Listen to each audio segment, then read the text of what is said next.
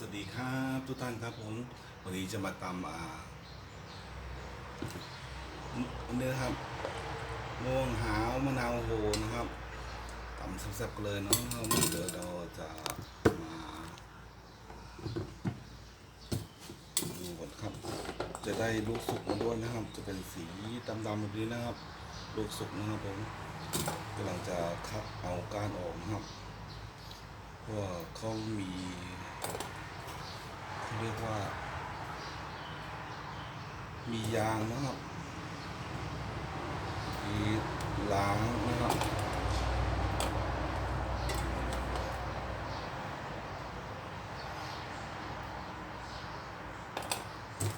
นี่ครับจะกินพอกินแล้วมันจะปกติก็เขาจะฝาดอยู่แล้วนะครับก็จะขมนิดนึงนะครับผม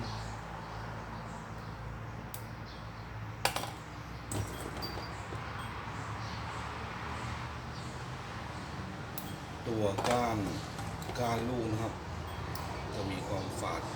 กว่านะครับบอกเลยนะครับทุกท่านครับผมก็เลยมาทำให้เพื่อนชมนะครับว่าถ้าจะยำนะครับหรือจะตำส้มตำนะครับแบบนี้ครับตัวก้านเนี่ยต้องเอาออกนะครับมันจะขมยิ่งกว่านะครับ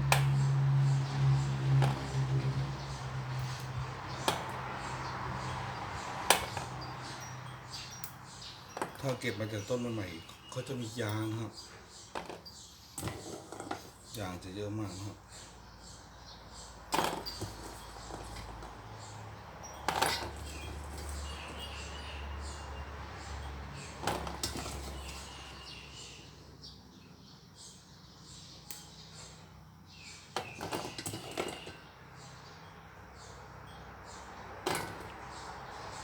ก็ให้เลือกไปเนาะนะบนครับ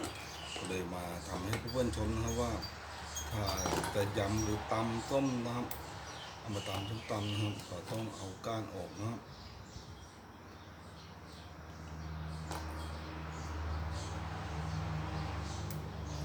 นี่เก็บมาเมื่อวานนะครับ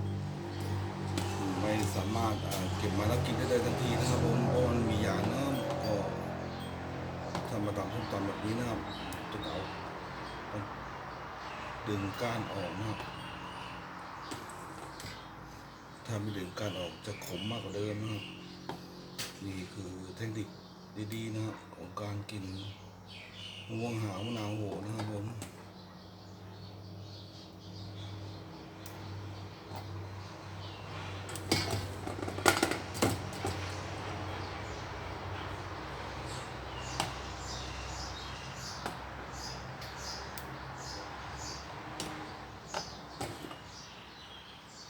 มันไม่เหมือนผลไม้ทั่วไปนะครับผมต้องพิถีพิถันนิดนึงนะครับในการกินนะครับผลไม้ชนิดนี้นะครับผม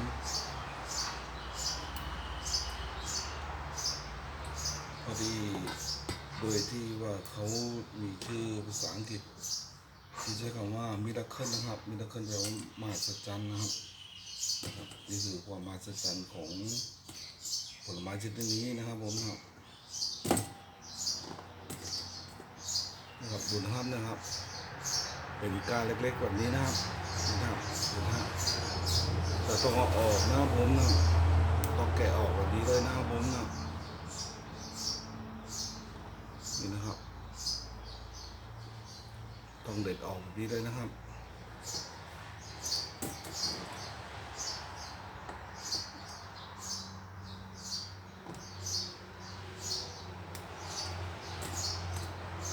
มันก็ไม่ใช่ว่าจะออกง่ายๆนะครับดูนะครับมันก็แกะยากอยู่นะครับแต่ละการนะครับ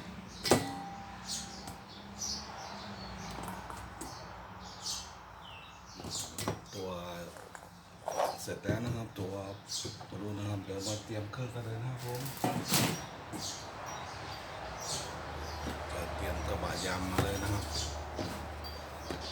มีพริกกระเทียมนะครับผมนะครับที่จะแล้วก็มีน้ำมะขามมะนาวนะครับปลาร้าน้ำปลาน้ำตาลปี๊บนะครับผมจะใส่ต้นแห้งเลยนะครับผม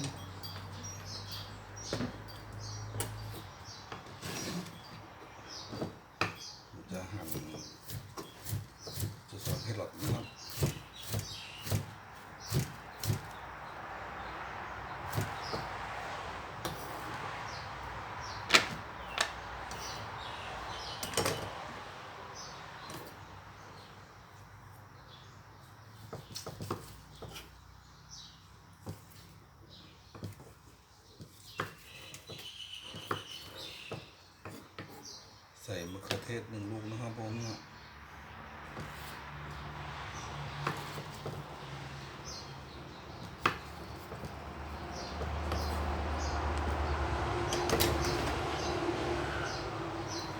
ก็ถั่วฝักยาวนะครับผม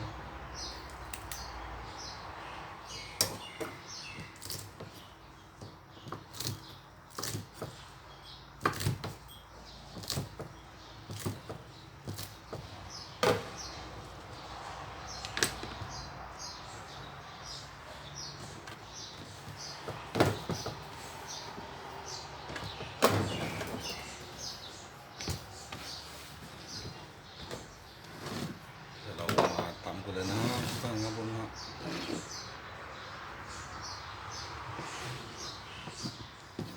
พริกกระเทียมนะครับผมนะ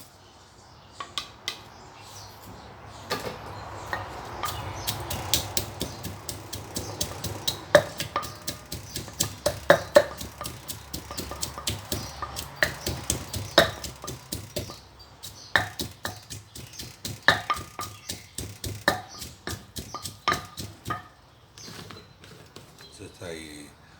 ถั่วฝักยาวนะครับแครอทนะครับแล้วก็มะเขือเทศนะครับลงไปเล็กน้อยนะครับที่เหลือก็จะคลุกเอาในกระบะนะครับผม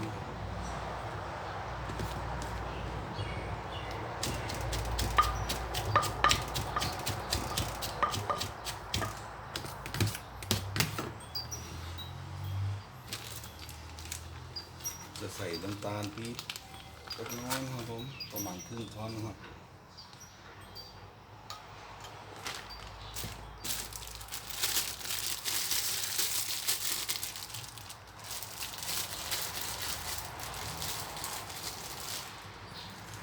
จะใส่กุ้งแห้งนะครับผมนะ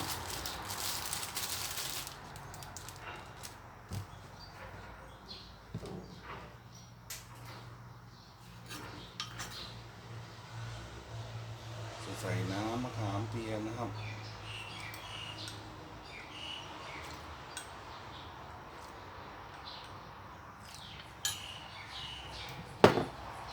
ตามด้วยน้ำมะนาวนะครับผม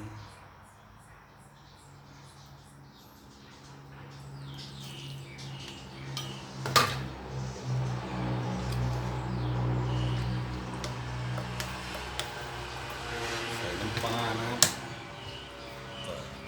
ตามด้วยน้ำปลาร้านะครับผม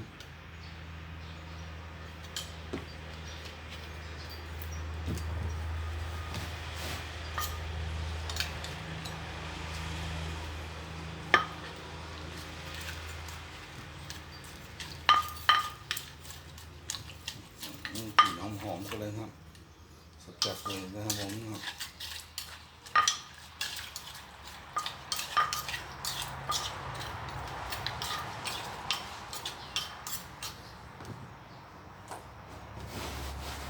เราจะใส่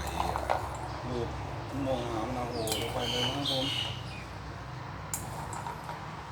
เล็กน้อยนะครับที่เหลือก็จะคลุกตอนยำนะครับผม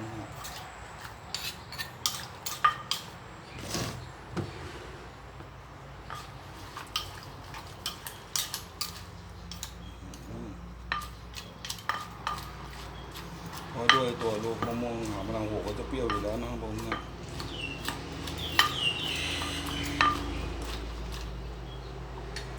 ชิมยุ่งนะครับ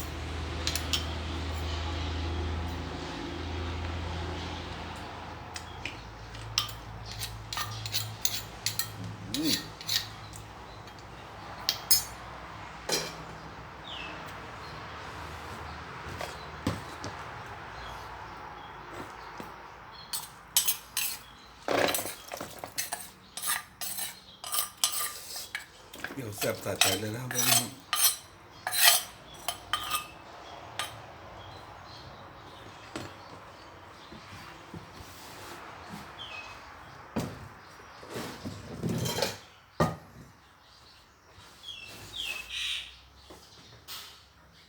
จะจัดจานลองแล้วนะครับผมนะเดี๋ยวจะคลุกเข้าไปกันนะครับ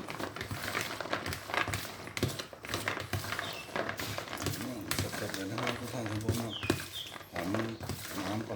ลา แซ่บๆกันเลยนะครับผมนะครับมาครับทุกท่านครับผมนะครับโอ้โหเปรี้ยวๆเลยนะครับ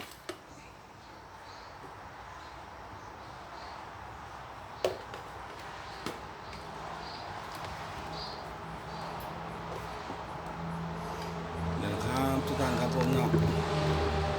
มาทานด้วยกันนะครับผมนะครับเป็นวงหาวมะนาวโหนะครับตำปลาร้านะครับแซ่บๆเลยนะครับผมมาทานด้วยกันครับทุกท่านครับผม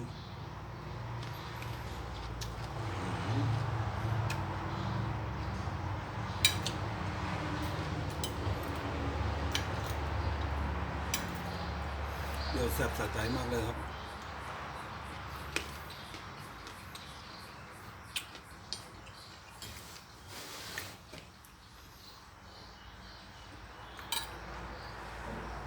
ท่านใดสนใจอยากลองทำน้ำเจอน้ำผมนะแซ่บๆเลยนะครับผมนะเปิดเกียงก็จะมีแตงกวานะบาดขาวกระบุงต้นเล็กนะครับเรามีใบชะพูนะครับผมนะจุดนี้ก็จบกันนี้นะครับทุกท่านครับผมสวัสดีครับ